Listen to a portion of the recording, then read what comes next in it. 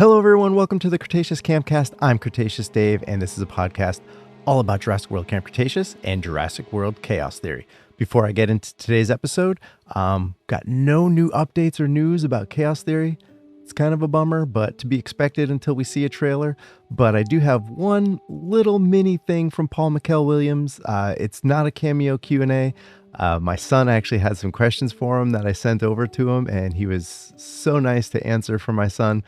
But I did drop one little question I had in there for him. So I wanted to know what was his reaction when he found out that Darius could get eaten in Hidden Adventure. And here's what he had to say.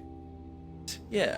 My reaction to Darius being eaten in Hidden Adventure, I don't know. It was kind of like a mix of shock, but also a mix of happiness, because I was like, yes, finally we're getting that Jurassic stuff that we've been waiting on.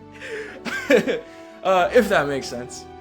All right. That was a pretty cool answer. It was cool to see him excited about the fact that his character could get eaten. But anyway, on to this week's episode. I'm going to talk about something people may not want to hear about or definitely don't like talking about. Some people just pretend it doesn't even exist. But I was going back through some old episodes back the first time I had the podcast 2 years ago. And episode number 5 was called Who is Mantah Corp Really? And I thought it might be a good time to come back, circle around back to Mantah Corp, just because I kind of think they're just going to get thrown away. I think the writers in the studio and whatnot probably learned their lesson from the reception of seasons 4 and 5. And I think it's just going to be gone. Other than the fact maybe we'll find out what happened to Bumpy, I don't think we're going to revisit Mantah Corp anymore. And really, there's no reason to. But I just kind of wanted to pay our final respects, I guess, to Mantah Corp. If you really think back about Camp Cretaceous, they've been in every season in some capacity. Back in season 1, we first learned about them. We got their name, and that they were just another genetics company rival to InGen. And, you know, the big thing we found out was Sammy was sent there by them to spy. She was taking notes and information from Wu's lab. She took the swab of the Sinoceratops, which we find out later that, you know, they made some hybrids with it, which there's a lot of questions about their geneticists if they're making hybrids already, and it took Wu so long to do it. But then in season 2, you know, we see, who is it? It's Darius and Kenji, I think, set off the emergency beacon. And, you know, at the end of the episode, it cuts to that the signal is received. And then we find out later, Mantah Corp is the one that received it, which is why nobody ever came to rescue the kids. We see them again in season 3. Very, very briefly, we see one of their drones fly and the Scorpius takes it out. So, you know, what were they looking for? With the drones being there on the island, did they even know the kids were there? Because everybody kind of seemed shocked that, you know, the kids were alive. So the drones must not have been doing a very good job of whatever they were doing if they didn't notice these kids on the island. And then, of course, seasons 4 and 5 focus solely on Mantah Corp. It takes place on their island.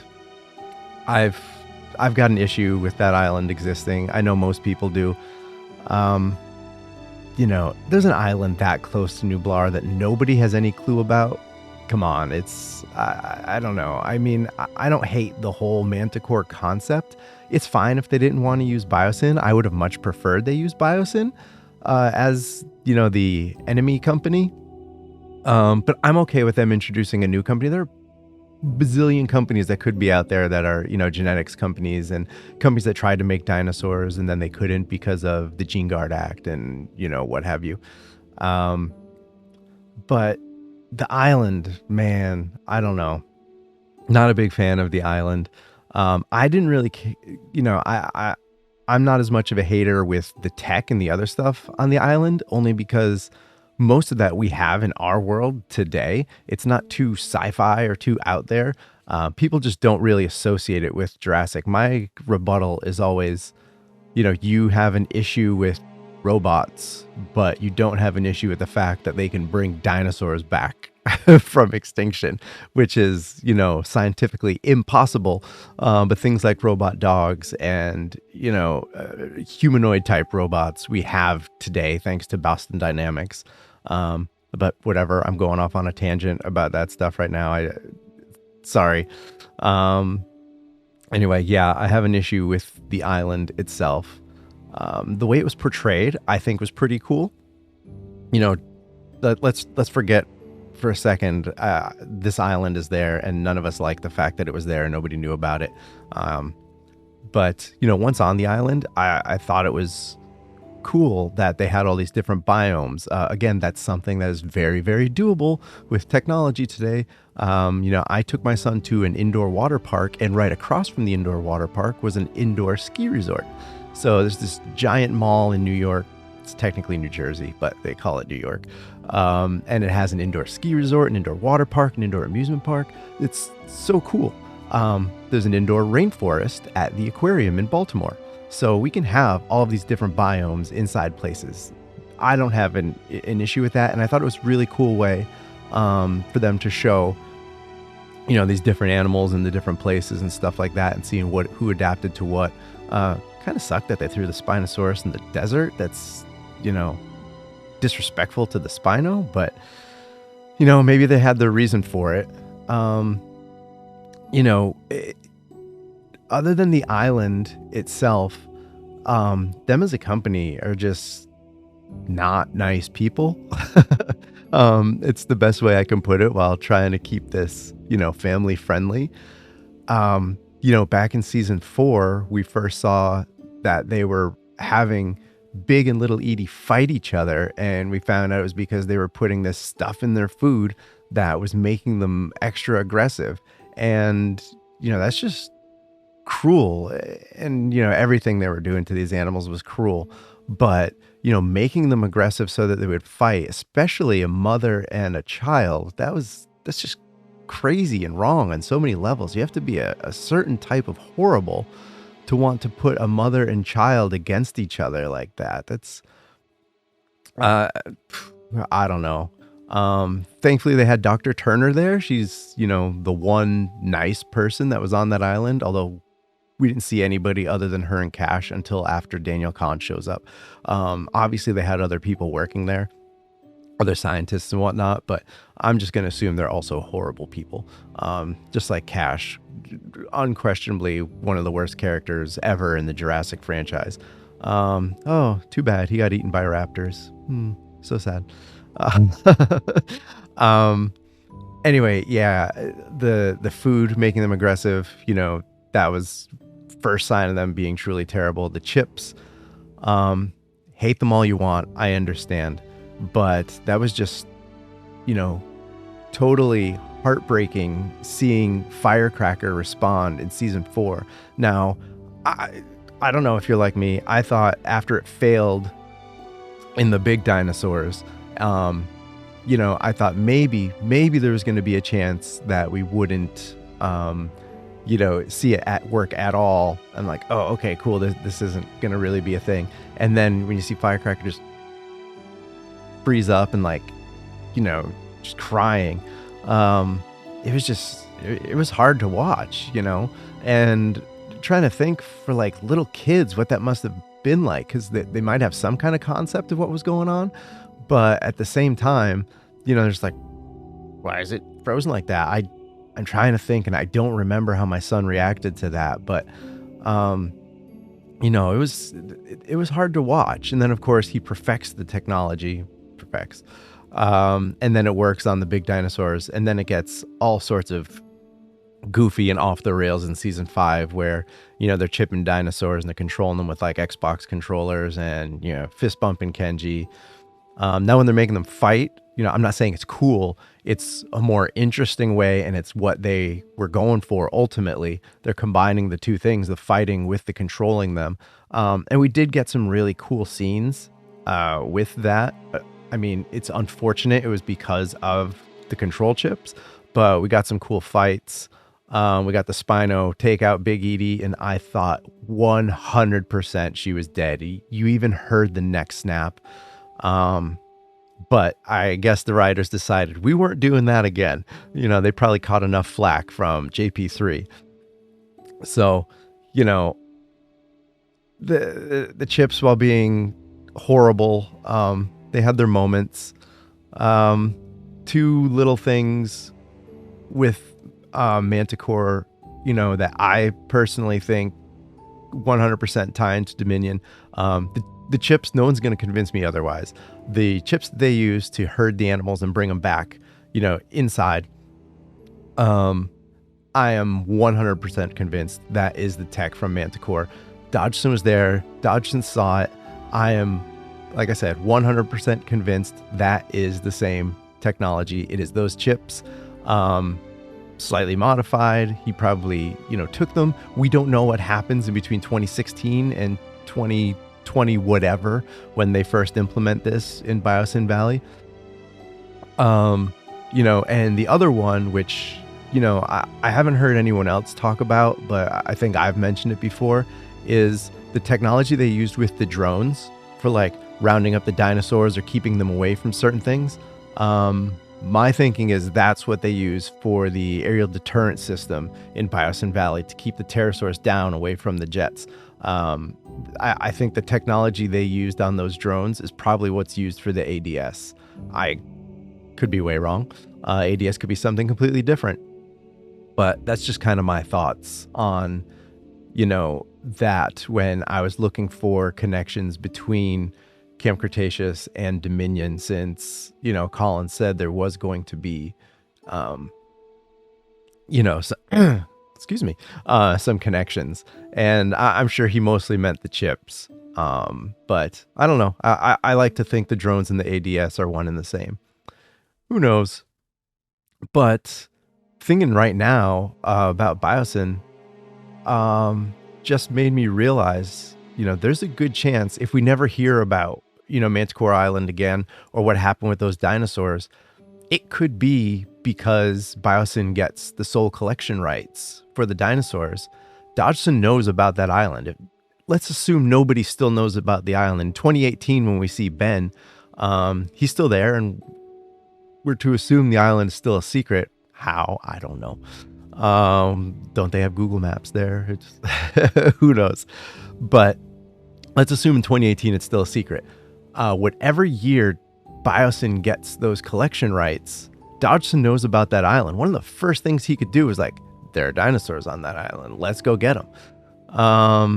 And then, boom, they don't have to explain anything away. That's where we just assume all the dinosaurs went. Does make me wonder about Bumpy. Even if Mantah Corp is never mentioned in Chaos Theory, I don't expect him to be. Like I said, I think they learned their lesson. I don't think they're going there. I would like to hear something about Bumpy. If Ben is in the show, I want him to mention Bumpy. At least tell us she's okay. Is she in Biosyn Valley? Whatever. That's fine if that's where she went. I still like to think she's the one at the end of Dominion with Maisie. Zero proof, but there's also zero proof that she isn't that dinosaur. So, I'm going to stick with that. So maybe we'll figure out how she gets back to the United States. I don't know. But, it's the easy way of getting the dinosaurs off of that island. And, but then it brings up the Spino. And then why wasn't the Spino in Dominion if Dodgson did take all the animals off that island? So now we're just running into questions we don't have answers to, and then it's going to make people even more frustrated about Mantah Corp Island and the fact that the Spinosaurus was on there if Dodgson did take the animals off that island and bring them to Biosyn Valley, and then we didn't see the Spinosaurus. I never expected to see the Spinosaurus. I assumed if it was going to be in Dominion, it's just pure fan service and no other reason, and I didn't want to see it for that. I wanted to have a good story if we did see it again. And now all of a sudden this episode turned into a Biosyn and Dominion episode. Sorry about that. If people have been a long time listener, my brain works in mysterious ways and sometimes I go off on tangents. I typically don't prepare notes for the podcast, so I'll and ha and sometimes. But also, as soon as something pops in my head, I'm just going to go with it and start talking about it. What was the topic anyway? No, just kidding. We're talking about Mantah Corp. I guess I'll bring up more stuff that people don't like, just, as a refresher on Mantah Corp, and that's the Brads and the Brad X's. I didn't 100% hate them. I definitely did not dislike them as much as most people did, but I didn't think they really brought anything to the table, to be honest. I get it from a Mantah Corp perspective. It's probably a cost thing. You don't have to have people in security staffing. You have these robots, which in my head would probably cost significantly more than paying a couple of underpaid security guards, but whatever. I've heard it was a cost-cutting measure in the actual animation and production of the show to not animate more people, that they could just have this assets of these robots and then they could just reuse the asset over and over and over again. I don't know if that's true. Maybe there is confirmation of that out there somewhere. It's unfortunate if that is the case, because we could have been robbed of potentially a better story. And maybe have had seasons that people would have liked a little bit more. There are a lot of people out there who consider the show ending after season 3, and I respect that. There are days where I think that too. It's like, it's the perfect ending. It was the perfect season. Season 3 was incredible. I like it probably more than every movie other than Jurassic Park. And that says a lot. It is an incredible season with the stories and the arc and the music, and introducing the Scorpius was just so awesome. That dinosaur is just crazy. And actually, this week's episode, I was going to do all about the Scorpius Rex, but for some reason I decided to annoy people and talk about Mantah Corp. So yeah. Anyway, where was I? See, I lose track all the time. The Brads. The regular Brads, I guess I'm kind of going to steal what Jurassic Souls said in his community Q&A answer. The regular Brads, were a bit better than the Brad X's. The Brad X's were over the top for me. I like them so much just because it bothers people that I like them. I know that sounds cruel. I don't really like them as much as I come across as liking them. Although I did 3D print a full-size head of a Brad X. Do I? I don't. Hang on a sec. So if you're watching this on YouTube, I've got this guy. Here, he only has one eye. I printed the wrong one. He didn't have an eye on the second side. But I don't have the electronics in him anymore. He had red eyes, and if I turned him on, he said unauthorized life form detected, using the actual audio clip from the show. For you just listening to the audio, I'm sorry, I was holding up a 3D printed Brad X head. This one's not life-sized. It's a little bit smaller. It was the biggest one that fit on the printer I printed it on, and that was before I, upped my skills with 3D printing to, glue pieces together and whatnot. Maybe one day I will complete 3D printing an entire full-size Brad X. Don't know why I would want to do that, but it could look cool next to my life-size Hu Yang that I'm almost done printing. And for those of you who aren't Star Wars fans, don't know, Hu Yang is a 25,000-year-old droid that helped younglings build their lightsabers at the Jedi Temple, and is most recently in the Ahsoka series, which is like my favorite live-action TV series possibly ever. But this is not a Star Wars podcast, so sorry about that little tangent. Just wanted to tell you who Hu Yang was, in case you were wondering when I said I was printing a life-size one. And now I went off on yet another tangent. Maybe I'll just title this episode Tangents. All right, did I cover everything I wanted to cover about Mantah Corp? I did a quick recap of how they showed up in each season, some stuff about the island, about what kind of a terrible company they were. I guess, the final thought I have is, how the heck did Masrani not know about Daniel Kahn? If he's some sort of big shot that he has this penthouse on the island and he's friends with Masrani and all this. He's, you know, one of the top guys with a rival company. Like, how does he not know that unless, you know, he's running the company, but there's some, you know, puppet person in front of him that just takes the name and the title. So Daniel could kind of stay out of the spotlight. It's the only thing I could think of, you know, and it's just so weird to think about. And then it goes back to, episode 5 of the podcast where I talked about this 2 years ago, where my thinking at the time was, you know, does InGen have something to do with Mantah Corp? And I still kind of lean that way, not as much as I did back then, but that I think there were some people working for InGen that were also working with Mantah Corp. And I'll go back to Eddie. Again, Eddie seemed to know something when he said the other guys, but we'll never find out because he got eaten by the Indominus Rex. We did get to see Eddie later again in season 3 in the Wu videos with the Scorpius. So he was obviously somebody Wu trusted enough that he was, you know, in with the Scorpius, in with the Indominus. But, you know, I'm going to go back to wondering, you know, was he actually someone planted by Mantah Corp? Was he a Mantah Corp employee that somehow managed to get a job? Did Daniel Kahn get him the job? I think I mentioned that in that episode. You know, that's lots of questions that we're never going to get answers to. Because like I said, they're never going to address, you know, Mantah Corp again. It's a loose thread and we're just going to have to accept where we left off in season 5. That's it.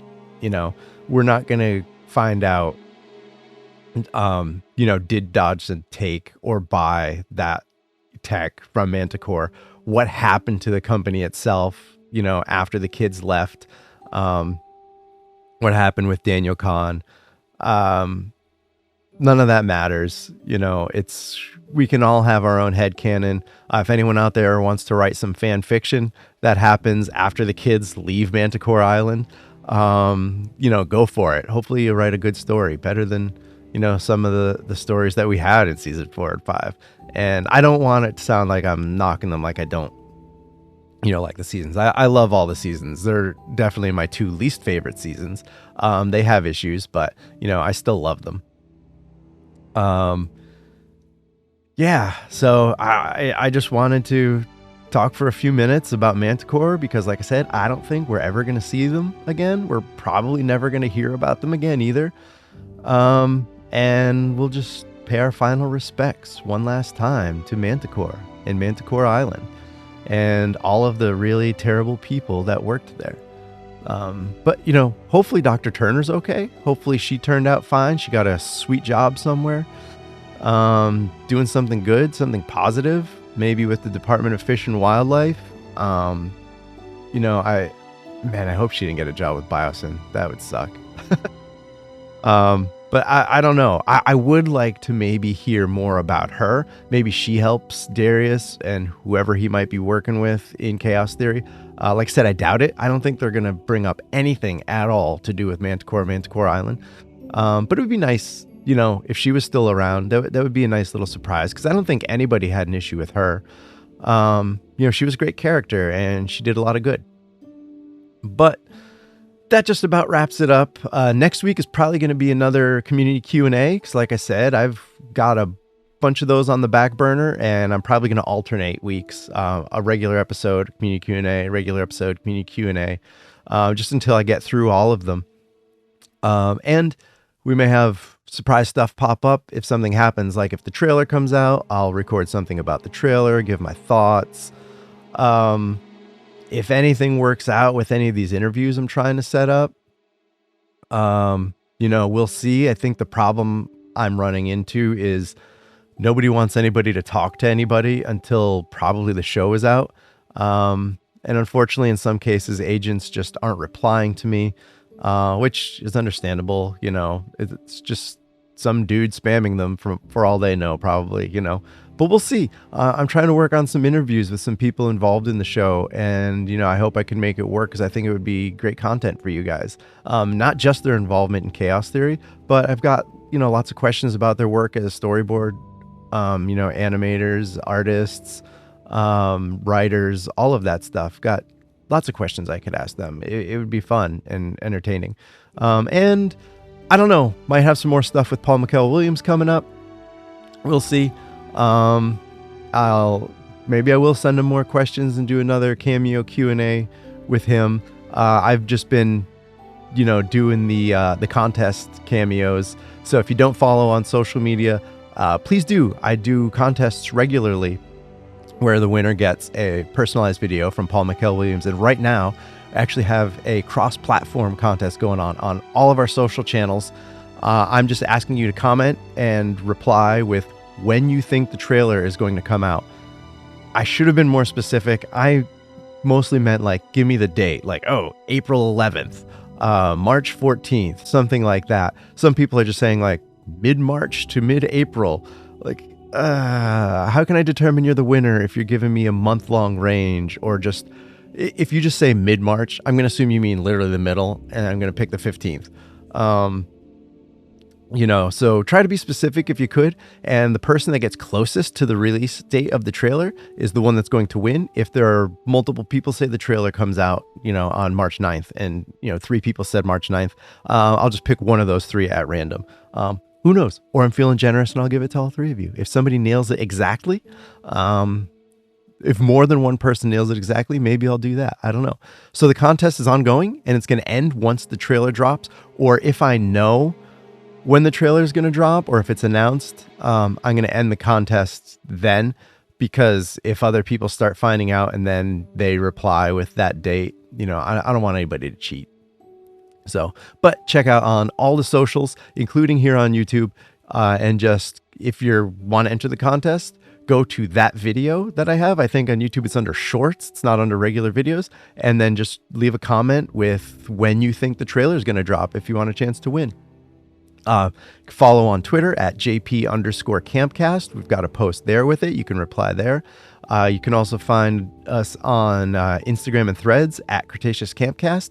And I also started posting on TikTok. Sorry about that. On TikTok now. And that is also at Cretaceous Campcast. TikTok is funny with their algorithms, man. A screenshot of saying we have 500 listens got 700 and some views in an hour. And then one of the posts that I cross-posted from Twitter about Blue got 4 total views in 2 days. I don't know. It's really weird. I don't know how the algorithm works over there. I'm still learning to figure it out. I was very anti-TikTok for the longest time, but someone suggested, it's another way to get exposure for the podcast. So, why not? And thank you once again to everyone that watches and listens. I tallied up between all the YouTube views and all the podcast listens. We're approaching about 1,500 total listens and watches. And that's awesome. That's incredible. That's way more than I ever could have imagined. So thank you to each and every one of you that watches and listens. And especially if you keep coming back, it means so much to me. It's great. So that about wraps it up for this time. Don't want to take up any more of your time, especially talking about Mantah Corp Island. So I hope everybody stays. Before that, sorry, I have a new camera. So if I'm not looking straight at it, it's different. It's not the one built into the laptop anymore. So I'm confused as to where I should be looking. I got my old microphone back, so I'm super happy about that. So when I record down here in the basement studio, everything should sound a lot better. The times I record in my car, it's still going to sound like a car. Sorry. Sorry about that. But I'm really happy with the new setup I got going on here. Hopefully looking better, sounding better for you guys. But until next time, stay safe, stay Jurassic, and take care of yourselves. So long.